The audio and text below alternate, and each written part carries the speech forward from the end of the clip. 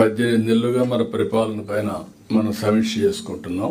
అదే సమయంలో ఈ రోజు మనందరం కూడా ఈ రోజు చేసే రివ్యూలో కూడా మీరు చూస్తే నేషనల్ ఇంటర్నేషనల్ లెవెల్లో మెజర్ చేస్తున్నటువంటి జిఎస్టిపి, అదే సమయంలో కేపీఐస్ ఫ్యూచర్ లో ఏ విధంగా ఇప్పుడు క్వార్టర్లీ చేస్తున్నాం, అది కూడా దేశంలో గవర్నమెంట్ ఆఫ్ ఇండియా ఒకటే చేస్తుంది.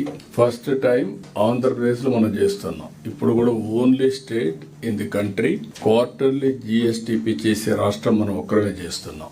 ఇప్పుడు రాబోయే రోజుల్లో ప్రాసెస్ అంతా మంత్లీ ఎస్టాబ్లిష్ చేయాలని, ఆ మంత్ లో జరిగేది ఒక అసెస్మెంట్ వస్తుంది. క్వార్టర్లీ మళ్ళీ ఎవాల్యుయేషన్ చేసుకుంటాం, ఇయర్లీ మనం కన్సాలిడేట్ చేసుకుంటాం. దానికోసం ఇప్పుడు కీ పర్ఫార్మెన్స్ ఇండికేటర్స్ కూడా ఎస్టాబ్లిష్ చేసుకుందాం. రెండోది ఈ రోజు మెయిన్ సబ్జెక్ట్ మనం చూసినప్పుడు పాజిటివ్ పబ్లిక్ పర్సెప్షన్.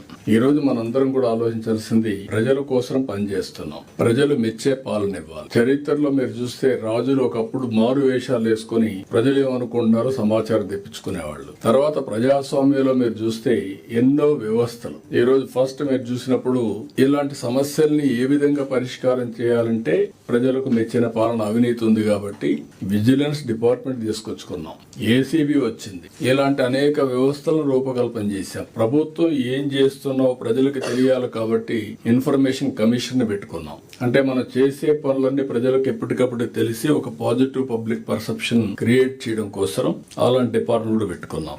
అయితే over a period of time అన్ని డిపార్ట్మెంట్ డైల్యూట్ కావడం గానీ లేకుంటే నాన్ పర్ఫార్మెన్స్